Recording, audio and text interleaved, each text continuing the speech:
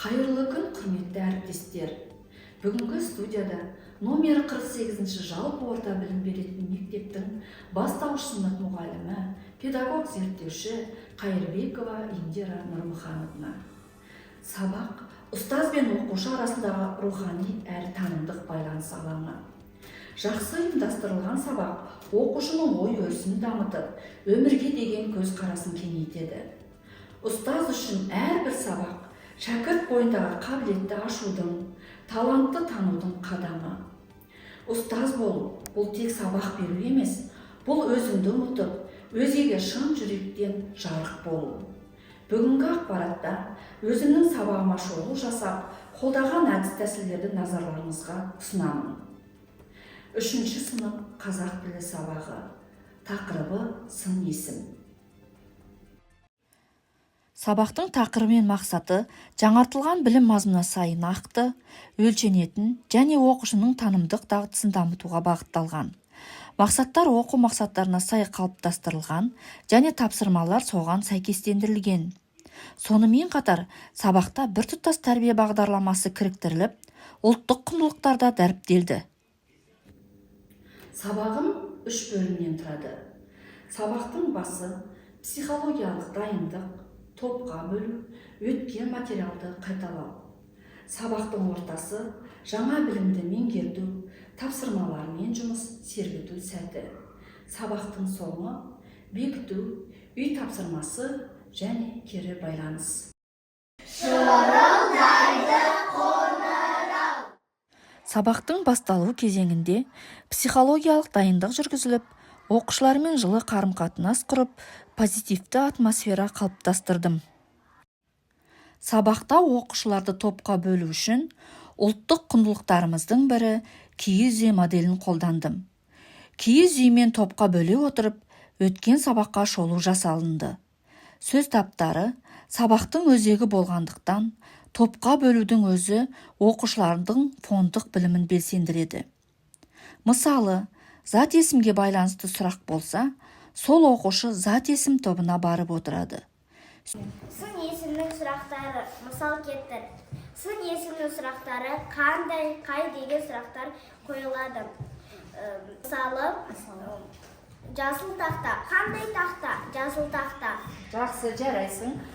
Енді саған сын есім туралы сұрақ қойып тұр, қай топқа барып отырасың? Сын есім тобына барып отырасың. Сөйтіп, оқушыларды зат есім, етістік, сын есім тобына бөліп алдым.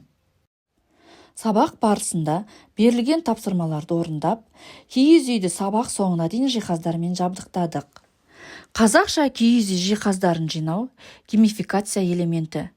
Тапсырмаларды орындау арқылы киіз үйді жинау мақсатқа жетудің көрнекі бейнесі. Бұл оқушы бойында мен үйрендім, мен үлес қостым деген сезімді оятады. Келесі мәтінмен жұмыс берілді. Бұл тапсырманың мақсаты тыңдалым мен айтылымды дамыту, мәтін мазмұнын түсініп, оған пікір айту. Сұрақтары құрау мен жауап беру дағдысы жоғары деңгейлі ойлауға жетелейді. Оқушы тек мәтінді түсініп қана қоймай, өз ойын білдіруге үйренеді. Мәтін мазмұны бойынша келесі топтарға сұрақ қой. Дескриптор. Мәтін мазмұны бойынша келесі топтарға сұрақ қояды. Жамбыл Жабаев туралы айтып бер. Дескриптор. Жамбыл Жабаев туралы айтып береді. Үріпай. Мәтіндегі сын есімдерді тап. Сұрақ қой. Дескриптор. Мәтіндегі сын есімдерді табады. Үріпай. Сұрақ қояды. Үріпай. Мәтінмен жұмыс барысында сұрақтарды диктофон арқылы тыңдату, бұл қазіргі білім беру технологияларын тиімді пайдаланудың айқын мысалы. Бұл әдіс бірнеше маңызды аспектілерге жауап береді. Оқушылардың тыңдалым дағдысын дамыту, технологияны кіріктіру арқылы оқушылардың зейінін, есту арқылы қабылдауын жетілдіру. Көп жағдайда біз сұрақтарды тек ауызша немесе жазбаша ұсынамыз. Ал дыбыстық түрде тыңдау ерекше формат. Оқушының зейінін шоғырландыруға мәжбүр етеді. Жамбыл Жабаев 99 жасында көшінді. Ол кісі күйші, атақты адам. Ол кісінің немересі ол өзінің атасына арнап естелік қалдырған. Жамбыл Жабаев елдің алдындағы атақты адам болып саналады. Жамбыл Жабаевты біз ешқашан ұмытпауымыз қажет. Жарайсың. 3 топқа тапсырмалар, мәтін бойынша сұрақтар қою, Жамбыл Жабаев туралы айту, сын есімдерді табу. 3 топтағы оқушылар тапсырмаларын жүйелі орындап, тапсырма мақсатына жетті. Мәтінмен жұмыс жасау барысында пәнаралық байланыс жасалынды. Сонымен қатар жұптық жұмыс тапсырмалары да берілді.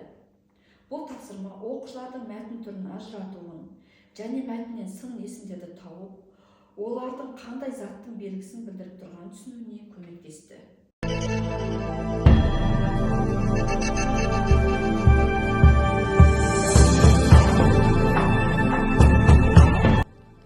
Сабақ ортасында оқушыларды сергіту үшін қазақша ою өрнектерді қимылмен көрсеттік. Қимыл арқылы бейнелеу оқушыларды ұлттық құндылықтарды сезінуге, елестетуге және өз дене тілімен жеткізуге үйретеді. Бұл тәсіл арқылы оқушы тек қозғалып қана қоймай, өз халқының өнерін бойына сіңіреді. Сабақтың қорытынды кезеңінде 3 топқа тапсырма берілді. Бірінші топ сын есімді орынды қолдану, көп нүктенің орнына жазу. Екінші топ Франклин пирамидасы әдісі арқылы сын есімді талдау. Үшінші топ заттарды сын есімдермен сипаттау. Мақсаты сын есім туралы меңгерген білімді жинақтау, пысықтау және қолдану. Оқушылардың ойлау, талдау және сипаттау дағдыларын дамыту. Топтық жұмыс арқылы бірлескен оқуға тарту. Бірінші топ көп нүктенің орнына сын есімдерді қою. Оқушылар сөйлемдегі көп нүктенің орнына мағыналық жағынан үйлесімді сын есімдерді ойлап жазды. Бұл тапсырма шығармашылық пен логиканы қатар дамытады. Екінші топ Франклин пирамидасы әдісі арқылы сын есімді талдау. Сын есімге байланысты ереже, мысал, сұрақ секілді ақпараттарды пирамида құрылымында орналастырады. Оқушылар сын есімді теориялық тұрғыдан жан-жақты сипаттайды. Бұл әдіс сараптау мен жалпылау дағдыларын дамытады. Үшінші топ заттарды сын есімдермен сипаттап жазу. Оқушылар берілген затты сипаттап, оған лайық сын есімдерді қатыстырып сипаттама жазды. Мысалы, алма, қызыл, дәмді, домалақ. Мұнда заттың пішіндік, сапалық түс белгілерін ашты. Алма түсі қызыл, дәмі тәтті, пішіні домалақ. Құрт ақ, түсі ақ, дәмі қышқыл, пішіні домалақ.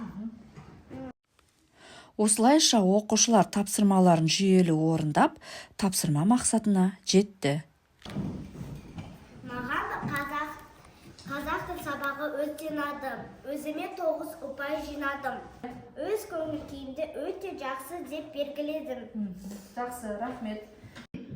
Бұл кері байланыс баланың өзін бағалауын қолдайтын, эмоция мен логиканы біріктірген өте тиімді рефлексивті құрал.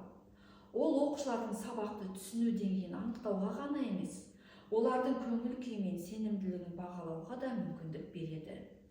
Мен үшін бұл әдіс жылдам, көрнекі және нәтижелі саралау құралы.